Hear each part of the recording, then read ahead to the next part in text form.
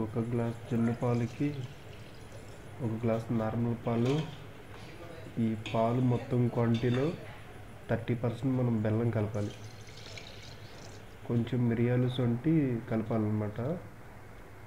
కలిపిన తర్వాత ఇలా మనం పొయ్యి మీద పెట్టి లోపల ఏదైనా స్టాండ్ పెట్టి పైన కుండలు పెట్టాలి.